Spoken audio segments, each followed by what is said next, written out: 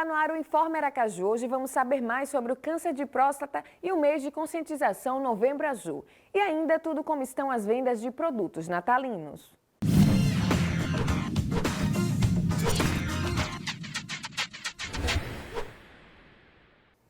Apesar das inúmeras campanhas de conscientização sobre a importância da prevenção do câncer de próstata, ele ainda causa cerca de 14 mil mortes no Brasil. Para falar sobre o assunto, conversamos com o urologista Dr. Fábio Quintiliano. Vamos conferir.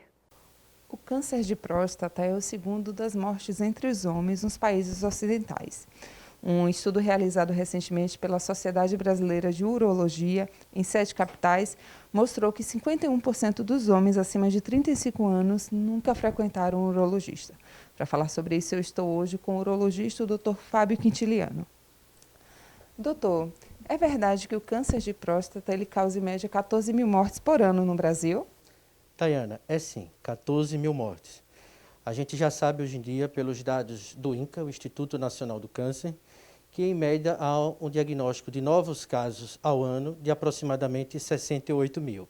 E, infelizmente, desses 68 mil diagnósticos, um quarto, 25%, geram ao óbito desses pacientes ainda, infelizmente. Até porque o câncer de próstata é o câncer mais frequente no homem, atrás apenas do câncer de pele não melanoma, e é o segundo câncer também que mais mata os homens. Por isso, esse alto índice ainda de em torno de 14 mil a 17 mil óbitos ao ano. Doutor, os urologistas recomendam que os homens acima de 45 anos façam o PSA e o exame de toque retal. De que forma a combinação desses dois exames podem prevenir a doença? Dayana, de fato, na verdade, a Sociedade Brasileira de Urologia e a Academia Americana de Urologia, assim como também a Europeia de Urologia, recomenda, na verdade, que a partir dos 50 anos, os homens realizem a combinação do exame retal, do toque retal, que é um exame simples, indolor, de rápida duração, dura menos do que 10 segundos, associado com o exame de PSA, que é apenas uma coleta de sangue. Existe só um adendo, que é 50 anos na saúde, nos homens, da maneira geral, da população em geral. 45 anos é uma recomendação mais específica, quando os homens apresentam 3 características, 3 situações. São elas, o paciente obeso, a recomendação já é iniciar a partir dos 45 anos. Também os pacientes afrodescendentes, a gente já tem que começar a partir dos 45 anos. E os pacientes que têm histórico familiar de câncer de próstata. Esse histórico familiar, um tio de primeiro grau, um irmão, e um pai que tenha tido câncer de próstata, aquele paciente tem a recomendação de iniciar a partir dos 45 anos. Mas volto a frisar que na população em geral, a partir dos 50 anos. Fala pra gente, doutor, como o câncer de próstata se desenvolve. Na verdade, a próstata é uma glândula composta de células epiteliais na sua grande maioria, e o crescimento dessas células epiteliais e um crescimento desordenado, desorganizado, vai caracterizar as células malignas. E esse crescimento desorganizado, ele ainda não tem uma fisiopatologia ainda bem definida. O que se sabe de evidências na literatura é que a idade, quanto mais ganhamos idade, maior a tendência da gente evoluir para um câncer de próstata. Então, por isso que eu sempre digo que ter o maior número de diagnósticos de cânceres não é uma má notícia também, até porque a idade é um fator que ele é irreversível. Se a gente tem maior diagnóstico, é porque também a nossa população está envelhecendo. E isso é um bom indicador de saúde boa da população. Isso a gente tem que pensar dessa maneira. O que a gente tem que se preocupar é que esses diagnósticos não sejam feitos de maneira tardia e que venha ainda a causar 25% de óbitos. Os diagnósticos têm que ser feitos sempre com diagnóstico precoce, ainda numa fase assintomática, e que a gente consiga dar uma cura para o paciente com uma boa recuperação da continência urinária e da função sexual. Além da idade, que faz também essas células crescerem de forma desorganizada e vir a se tornar uma célula maligna, está na genética. Tanto que existem alguns exames citogenéticos sendo realizados atualmente para identificar os genes que são relacionados ao câncer de próstata. Doutor, existem sinais e sintomas do câncer de próstata? Existem sinais e sintomas, sim, mas como eu acabei de dizer, na fase inicial, no diagnóstico precoce, que é a fase que a gente tem que tentar identificar. Na verdade, a doença ela é silenciosa. Por isso, toda essa campanha dos pacientes masculinos acima de 50 anos, de uma maneira geral, tomar a consciência de fazer o PSA e o toque retal, mesmo se ele não tiver sintomas, porque não ter sintomas não significa dizer que não há problemas. Agora, quando já está numa fase tardia, infelizmente, aí existem os sintomas mais característicos, que também não são específicos, porque esses sintomas eles podem vir, surgir de outras patologias urológicas, mas, respondendo de forma mais precisa a sua pergunta, Dayana, podemos ter dores ósseas, vontade de urinar com maior frequência, dor ao urinar, e até mesmo sangue na urina e ou no esperma. Doutor, quais são as principais opções de tratamento para esse tipo de câncer? O tratamento do câncer de próstata ele é bem personalizado. O tratamento vai depender do estágio que a doença se encontra e de paciente para paciente. De uma maneira geral, para o nosso público aqui que vai estar nos ouvindo, quando o câncer de próstata ele é localizado no diagnóstico precoce, que é o que nós almejamos para o bem do paciente, o diagnóstico, o tratamento confinado à próstata, ele pode ser até uma vigilância ativa. O que é uma vigilância ativa? É apenas um segmento clínico que a gente faz para aqueles pacientes que têm tumores ainda muito pouco agressivos. E esse segmento clínico vai ser numa abordagem não invasiva, com exames de PSA com a maior frequência, a cada 3 meses, assim como o toque retal e até uma ressonância multiparamétrica da próstata, em algumas ocasiões repetir biópsias, porque através desses exames, se a gente perceber, através desses exames, que houve uma evolução da doença, aí a gente já vai partir para uma abordagem mais invasiva. Que aí, seguindo, podemos fazer até radioterapia.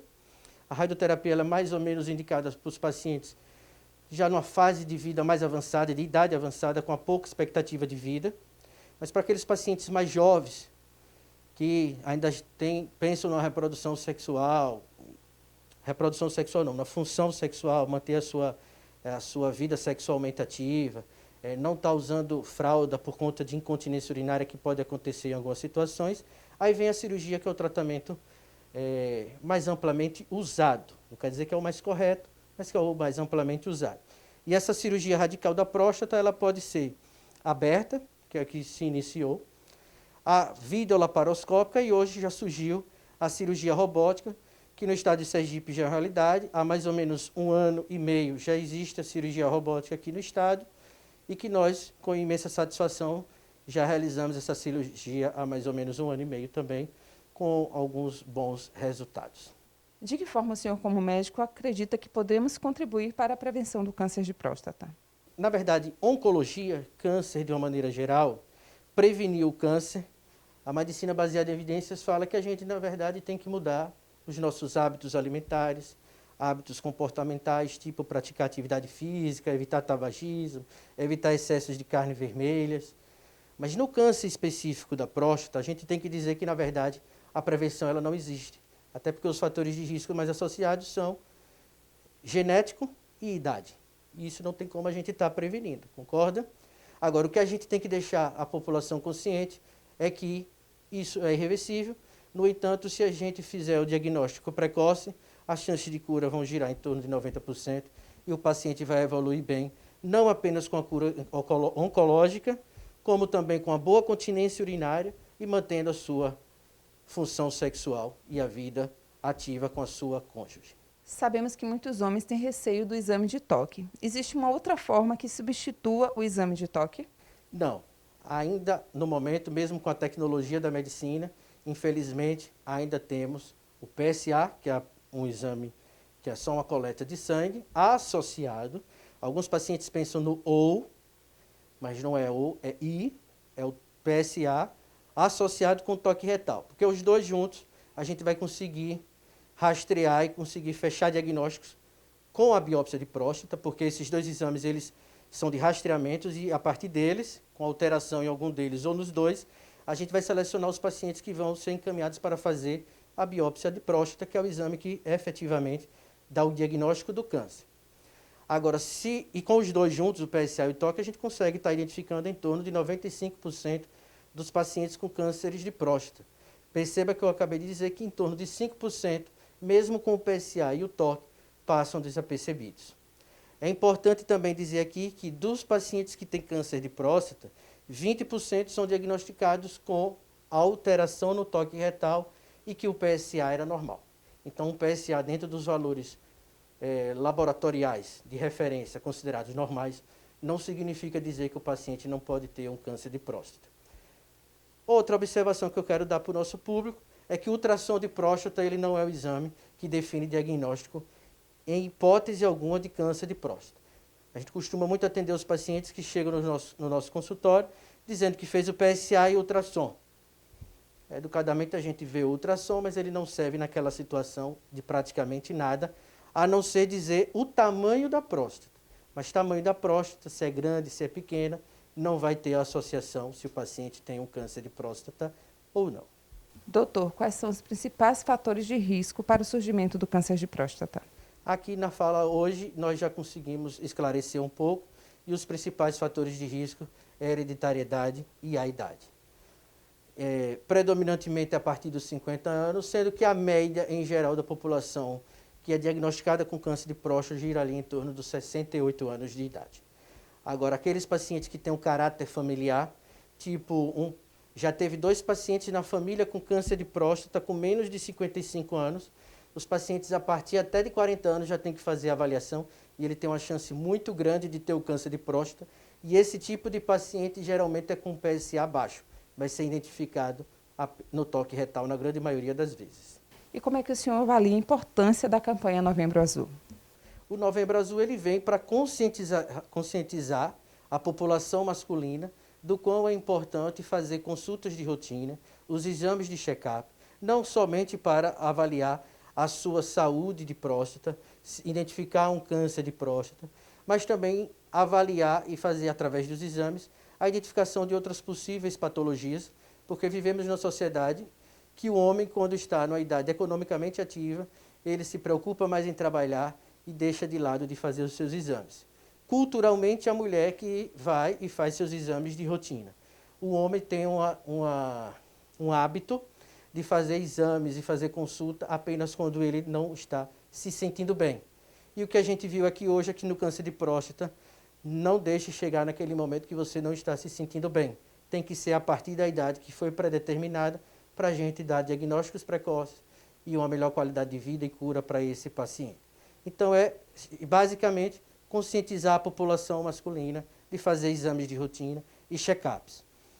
E o Novembro Azul de 2020 ele é mais especial até do que os anos anteriores, porque com a pandemia da Covid-19, você bem falou já na sua apresentação inicial, de fato, tem uma pesquisa inédita da Sociedade Brasileira de Urologia, que nesse momento de pandemia, mais da metade dos homens de 40 anos deixaram de fazer algum tratamento médico ou consulta médica, e desses, 57% identificaram um impacto negativo na sua qualidade de vida. Então, mais do que nunca, o Novembro Azul, nessa curva já de declínio da Covid-19, serve para dizer aos pacientes, venham, procure seu urologista, cuide da sua saúde, e não ter problemas não significa que não tem doença. Muito obrigada pela sua participação. Muito obrigado a você, Dayana Santos, muito obrigado à TV Câmara e muito obrigado ao nosso querido cameraman Adilson e obrigado a todos. Dayana Santos para o Informe Aracaju.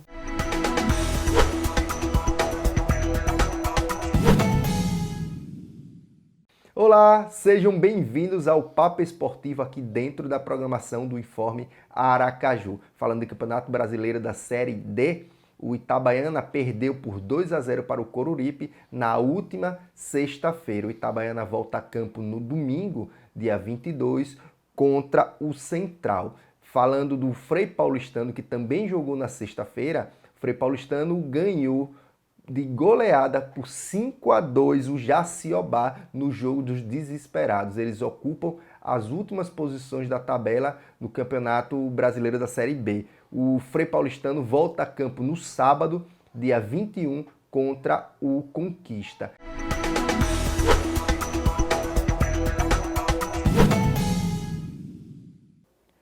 A época mais aguardada do ano para comerciantes bate à porta. Esse ano ele terá um significado ainda maior para todos devido a todos os problemas causados pela pandemia. Como será que está a expectativa dos comerciantes para a venda dos produtos natalinos? Vamos saber mais. Faltando menos de 2 meses para o Natal, o comércio sergipano já está no clima do período mais aguardado do ano para aquecer as vendas. Os comerciantes apostam na decoração natalina e renovação das vitrines para atrair os clientes. A expectativa de venda nesse ano muito boa, né? Decorrente período de Covid, período de quarentena, o pessoal passando muito tempo em casa. Mês de outubro já começaram as procuras, a gente já com a loja pronta em outubro, para todos os itens natalinos, desde árvores, decorações para aparadores, né? Assim como também itens para casa, né? Para final de ano, né? Receber normalmente a pessoa que está em casa mesmo, né? Os próprios moradores não se estendendo muito, as famílias grandes, mas todo mundo quer fazer sua ceiazinha em casa, então a procura nesse mês de novembro está aumentando comparado ao mês de outubro, que está chegando mais próximo, né? Do final do ano. A decoração também tomou conta da cidade. No último dia 30 de outubro, foram acesos os dispositivos que incrementam a iluminação do centro comercial. É um período que está sendo muito esperado pelos lojistas. Por conta disso que fazemos, inclusive, a antecipação do Natal Iluminado, uma realização da FEComércio com o apoio da CDL Aracaju e a SESI, por todo o Sistema S, que faz justamente essa contribuição para a sociedade sergipana e também para os lojistas de Sergipe, para que entramos no clima natalino antecipado para criar essa motivação e essa palavra de esperança que o nosso presidente da FEComércio tanto deseja. A expectativa para este ano é que as vendas aumentem e os cuidados estão sendo redobrados em virtude da pandemia. Sim, estamos tomando todos os cuidados necessários em virtude da pandemia e continuamos também ainda com atendimento online, né, via WhatsApp. Então, atendimento personalizado, atende, manda foto e tem pessoas que estão vindo à loja e tem pessoas que ainda preferem o atendimento à distância, né? Ainda ficam um pouco, não se sentiram seguras enquanto não sai a vacina, né? Mas estamos conseguindo fazer um atendimento, sim, presencial e online. Os protocolos sanitários realmente eles estão sendo bastante rígidos. Entendemos que a classe lojista ela tem a sua responsabilidade, a qual está fazendo com bastante responsabilidade, diante justamente também dos decretos com o uso da máscara, o distanciamento social, a aferição da temperatura na sua entrada, o quantitativo limitada por cada espaço, isso está sendo realmente bastante cobrado. Então, diante dessa nova condição, as atividades estão realmente bastante preocupadas para que não haja uma volta ou que, de fato, as atividades do comércio elas possam ser interrompidas e isso realmente nos preocupa e estamos cuidando para que isso não aconteça. Aproveitem as promoções que este período oferece e decore a sua casa deixando ainda mais linda. Daiana Santos para o Informe Aracaju.